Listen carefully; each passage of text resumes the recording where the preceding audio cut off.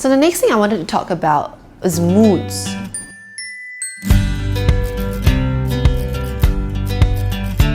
So we always use those feelings, emotions, these kind of words to describe, and moods are also something very closely linked to emotions and feelings, right? Emotions are those physiological changes that happen, those chemicals that are released into our body, and the feelings, it could be more than one, are the various conscious experiences we feel as a result of those emotions.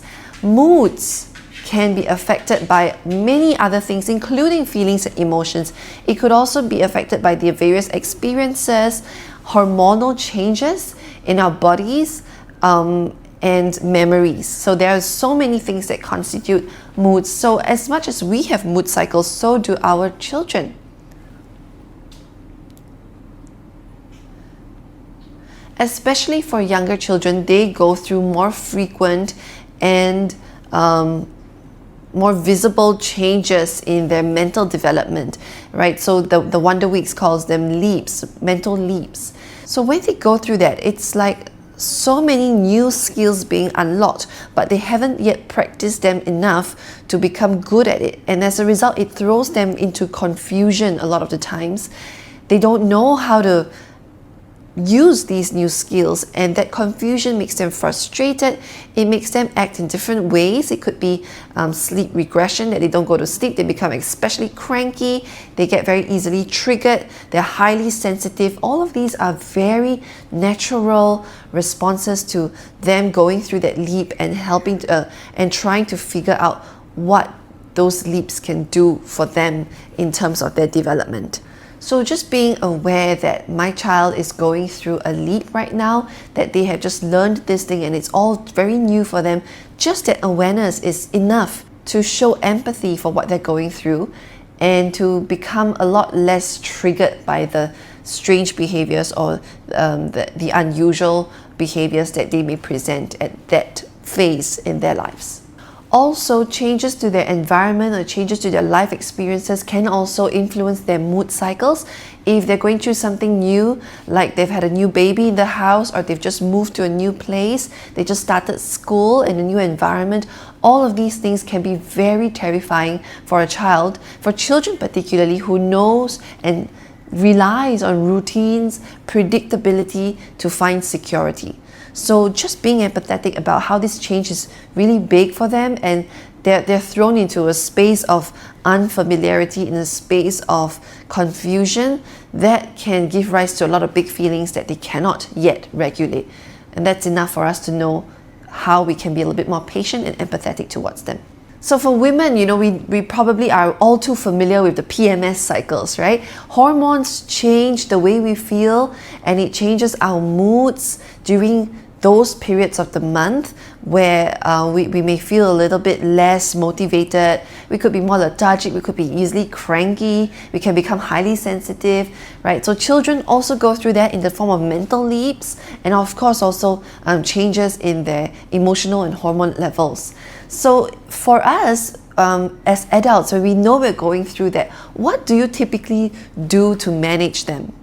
Probably when you know that you're going through and that self-awareness that, I think this is that PMS happening right now, it's that time of the month, we will tend to either exclude ourselves from activities which we know we might probably not be able to regulate ourselves so much, or we'll just take some time out from social activities for a while. Or we may even, when we're very self-aware and we know that this is us acting as a result of our hormones and not how we really logically want to respond, we can make it known to whoever we're talking to, our partners, our friends, that I don't think I'm in the right state right now, emotionally and hormonally.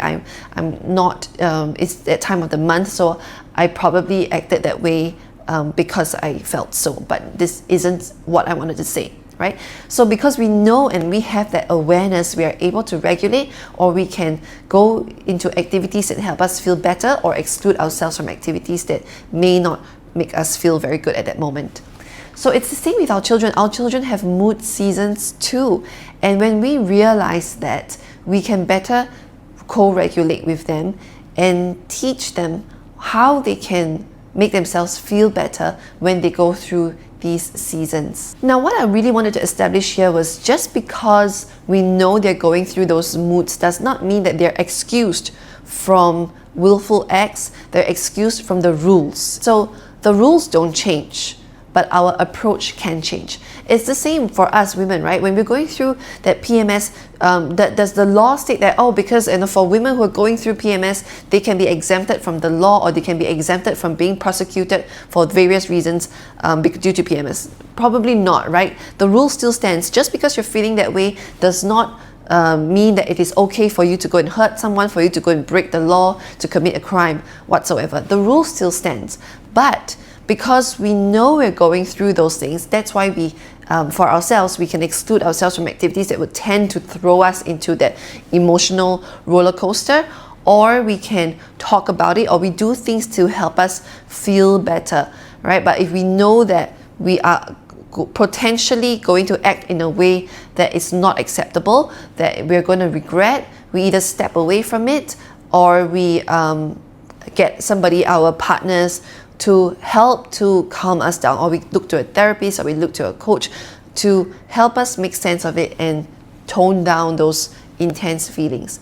So for our children, it's the same thing, right? I acknowledge and I validate those emotions. I validate that it's a difficult time that you're going through.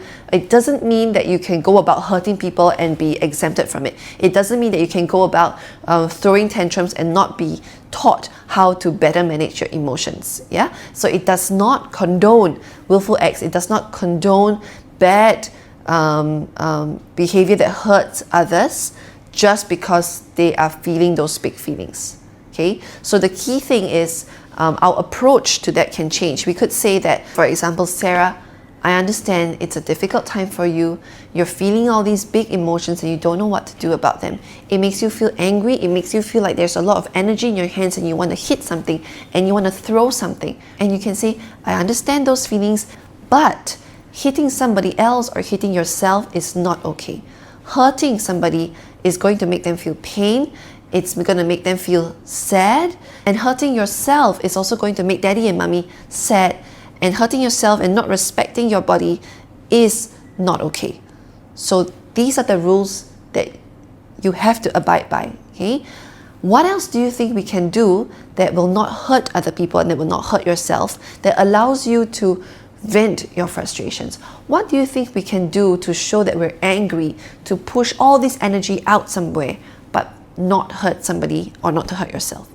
So include them in the discussion to think about, what are some things I can do that does not break the rules, that does not become something that is not acceptable.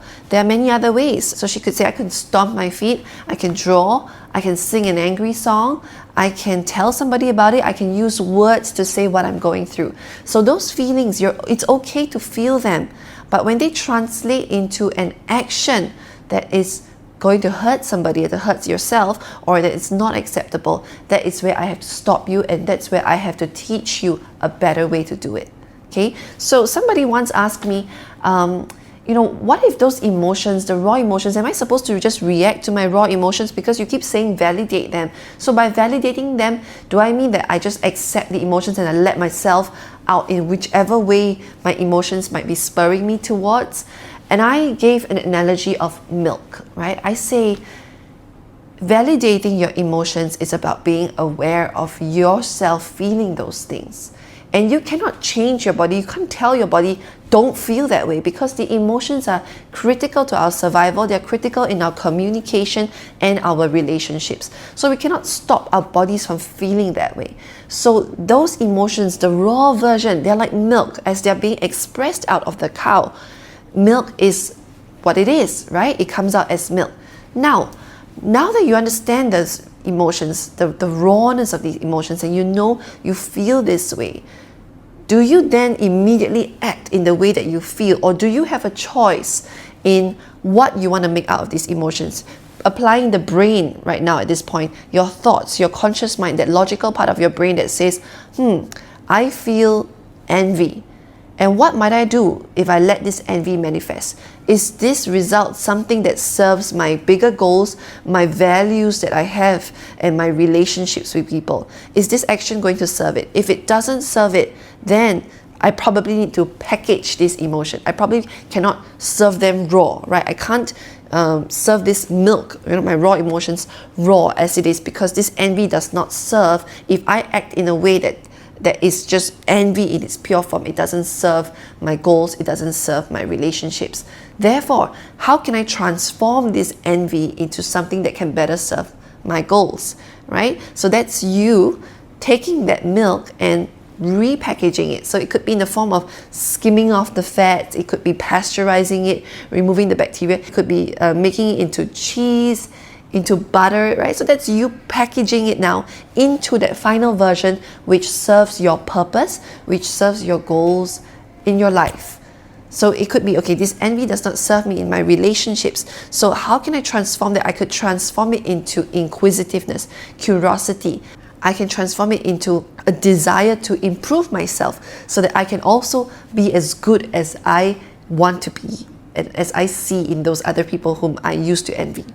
So that is the basis of how we can also change our approach and help our children through the moods, right? And helping them see what kind of moods, what kind of thoughts, feelings, and actions can serve the greater goal of helping them be positive people, and to be effective in their own regulation, their emotions, and them in relation to everybody else in their community. How can we help them do that? So it is about validating the emotions, the milk as it is, but whether to serve them raw or the need to repackage it is the part that we come in and we help to guide them towards.